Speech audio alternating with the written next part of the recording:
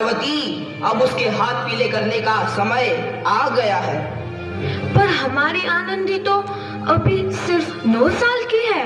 अभी तो उसके पढ़ने, लिखने और खेलने कूदने के दिन हैं। देख पार्वती, लड़कियां पराया धन होती है और जितना जल्दी इन्हें घर से विदा कर दे उतना अच्छा है। कल से आनंदी की पढ़ाई लिखाई बंद। पर बापू, इसमें मेरी क्या गलती है? आप मुझे पढ़ाई करने क्यों नहीं देते? तेरी गलती है कि तू एक लड़की है। लड़का होती तो क्या बापू? लड़का होती तो क्या? ऐ लड़की, ज्यादा जबान ना चला, नहीं तो जबान हलक से खींचकर बाहर निकाल दूंगा।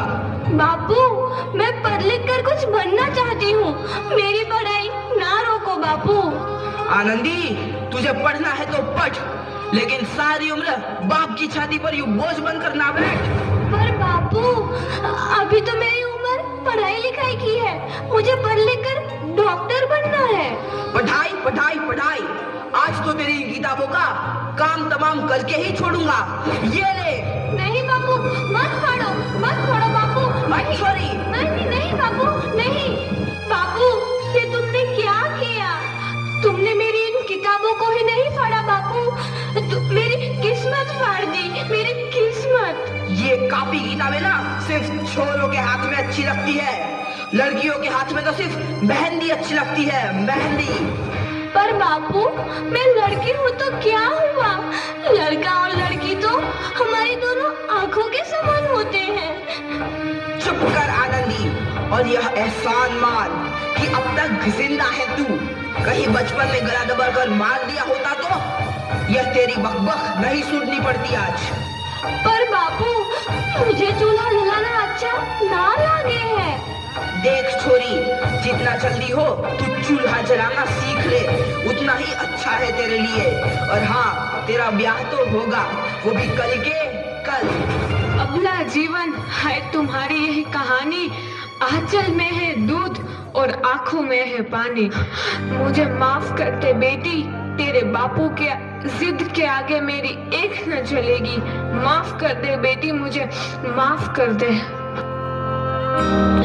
इस प्रकार मात्र 9 वर्ष की छोटी उम्र में आनंदी का विवाह गोपाल राव जोशी से हो गया।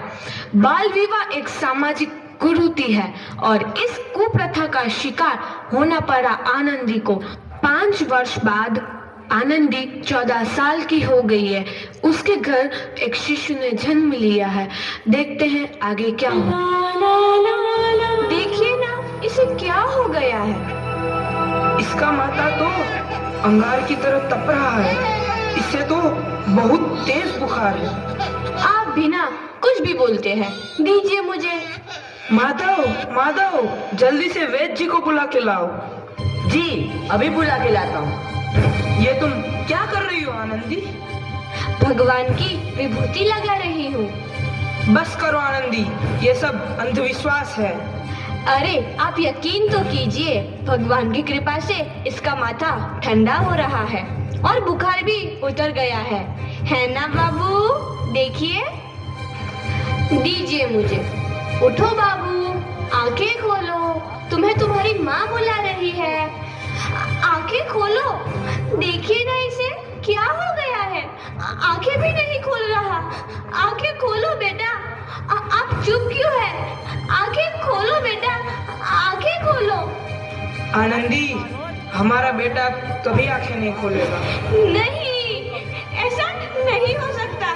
मेरे बेटे को मुझसे कोई नहीं छीन सकता, कोई नहीं छीन सकता। पागल मत बनो आनंदी। माधव,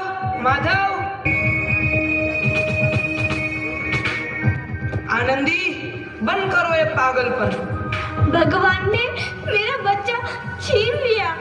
भगवान ने नहीं, तुम्हारी अशिक्षा और अंधविश्वास ने तुम्हारा बच्चा छीना है। अगर तुम पढ़ी लिखी होती तो आज हमारा शिशु जीवित होता। तुम अनपढ़ थी आनंदी, अनपढ़। नहीं, अब मैं अनपढ़ नहीं रहूंगी मैं अनपढ़।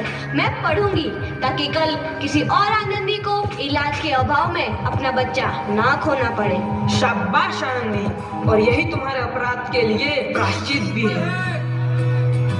झमसे बिखर तू है नदी।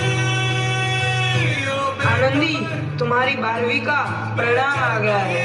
तुमने पूरे कॉलेज में प्रथम स्थान अर्जित किया है। दिल खुश चाहा तेरी आनंदी, तुम्हारी मेहनत रंग लाई है। तुम्हें शिक्षा वृत्ति मिली है। ये लो तुम्हारे अमेरिका जाने की टिकट। मुझे शिक्षा वृत्ति मिल गई। मैं अमेरिका जा रही हूँ, पर ये सब मैं अकेले कैसे कर पाऊंगी? आनंदी, अपने आप को इतना कमजोर क्यों समझ रही हो? फिर इतना पढ़ने लिखने का क्या फायदा? तुम अभी गवार की गवार नहीं हूँ मैं अब गवार।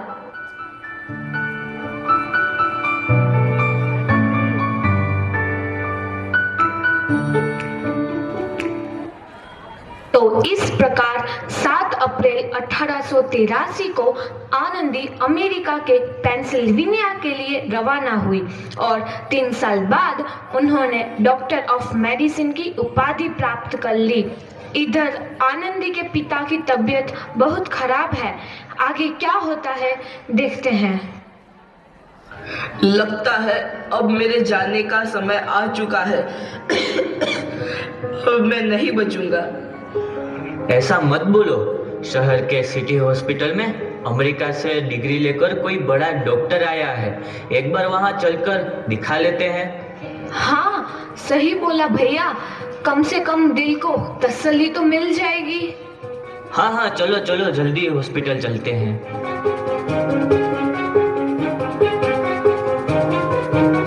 इस मरीज की हालत तो बहुत ही खराब है। कोई चमत्कार ही इसे बचा सकता है।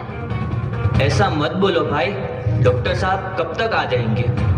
लो आ गई डॉक्टर मैडम। डॉक्टर मैडम, जल्दी देखिए, मरीज की हालत बहुत ही खराब है।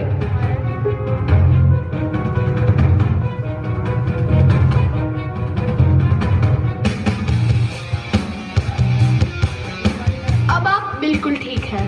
मौत के मुंह से आपको बचाया है डॉक्टर मैडम ने। डॉक्टर साहब ने मुझे बचा लिया। मुझे मिलना है डॉक्टर साहब से। डॉक्टर साहब नहीं, डॉक्टर मैडम बोलो। डॉक्टर मैडम, उन्होंने ही तुम्हें जीवन दान दिया है। लो आ गई डॉक्टर मैडम, मिल लो उनसे। डॉक्टर मैडम, आपका बहुत बहुत धन्यवाद। आपने मेरी जान बचाई।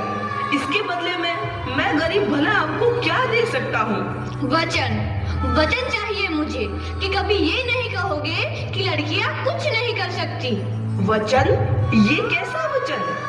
अरे श्यामलाल, तुमने पहचाना नहीं? तुम्हारी बेटी आनंदी। आनंदी? मेरी बेटी आनंदी डॉक्टर? हाँ बापू, वही आनंदी जिसके लिए बचपन में तूने चूल्हा और दूल्हा के अलावा कुछ नहीं सोचा था। आनंदी, आनंदी मेरी बेटी, मुझे माफ कर दे। मैं तेरा गुनहगार हूँ बेटी। नहीं नहीं बापू, वही आनंदी जिसके हाथ पीले करके तुम उसकी सारी जिंदगी काला कर देना चाहते थे। माफ कर दे मुझे मेरी बच्ची, माफ कर दे। मैं तेरा अपराधी हूँ मेरी बच्ची, माफ कर दे। नहीं बापू, मैंने तो तेरा एहसान चुकाया है। याद है ना अपना एहसान जो बचपन में तुमने मुझ पर किया था? ताने सुना सुना कर जीते जी मार डाला था मुझको। अब बोल, और किस किस को मारेगा? आनंदी बेटी, मुझे माफ कर दे मेरी बच्ची। मैं तेरा गुनहगार हूँ। बापू, आपने ही तो बोला था किताबें सिर्फ बेटों के हाथ में अच्छी लगती है, बेटियों के हाथ में तो सिर्फ मेहंदी। बेटों और बेटियों में फर्क करना तो आंखों में फर्क करने समान है। एक का पढ़ना और दूसरे का ना पढ़ना सामाजिक अंधकार है बापू, सामाजिक अंधकार। उपकार मांगता हूँ मैं तुझ जैसी बेटी का, जिसने सारी उम्र मुझसे कुछ ना मांगा। मांगा तो सिर्फ बराबरी का दर्जा। वरना सच तो यह है कि मैं तेरी माफी के लायक भी ना हूँ। मुझ जैसा बाप तेरी बराबरी कर सके, उसके मैं लायक भी ना हूँ मेरी बेटी, मैं लायक भी ना हूँ। अपने बापू को क्या माफ नहीं करोगी आनंदी? माफ कर दो आनंदी, माफ कर दो। सुबह का भूला यदि शाम को घर लौट आए तो उसे भूला नहीं कहते। बापू तो इस प्रकार आनंदीबाई जोशी ने अपनी मेहनत और अटूट इरादे से न केवल भारत की पहली महिला डॉक्टर बनी, बल्कि आगे चल के उन लड़कियों के लिए सुनहरा रास्ता दिखा गई जो जीवन में कुछ करना चाहती थी। बहुत ही शानदार प्रस्तुति कक्षा 10 की छात्राओं के द्वारा